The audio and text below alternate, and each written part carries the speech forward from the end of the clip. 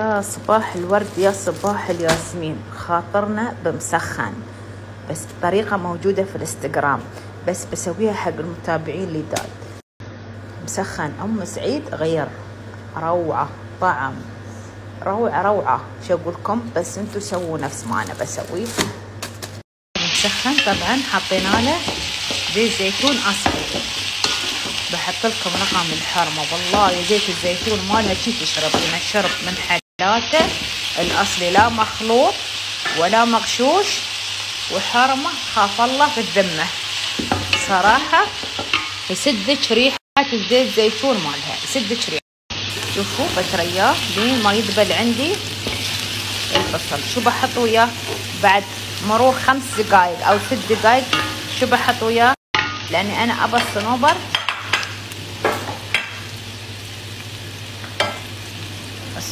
ياخذ لون. اوكي بحمسه وياه. اوكي مسخن طريقة لذيذة والله، كل اللي ياكل عندي هني ونحد انه يعجبه الصراحة، صدق مسخن على اصوله بعد. ترى هذا مش ريوقنا، انا اسويه واجهزه والفه حق العصير، احطه عادي في الثلاجه لين العصر واحطه في الفرن بعدين، بس اجهزه. بحط وياه نتوفه من الثوم يعطي طعم لذيذ. اوكي ها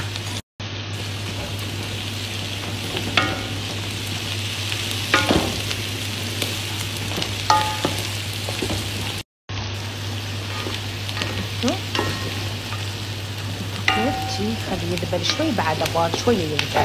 شوفوا الصنوبر بدا شوي ياخذ لون مع البصل، شوفوا بدا شوي ياخذ لون، شفتوا كيف؟ طبعا بحط الدياي سالك كنا مطيباته بكل شيء. طبعا عندي البهارات: سماق، كمون، كزبره، فلفله حاره، زنجبيل، بابريكا، ملح، فلفل اسود. شو عندي بعد؟ عصير الليمون. شو عندي بعد؟ دبس الليمون، دبس الرمان.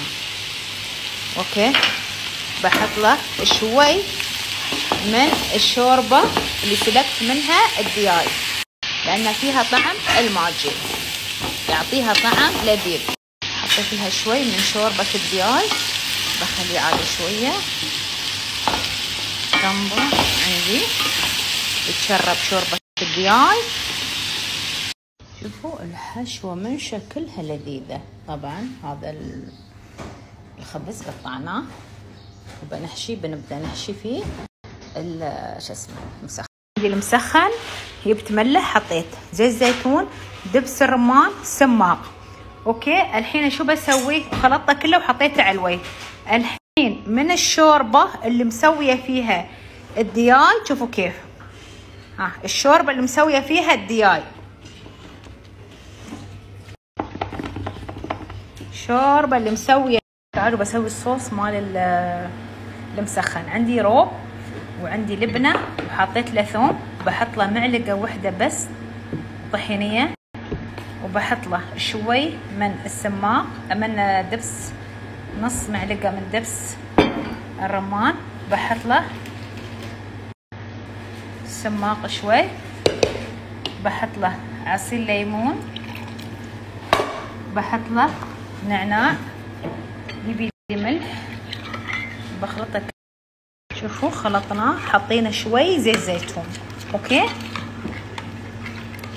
احلى صوص تاكلينه. بعدين تحطي له فلفل حمر، حطي له بعد.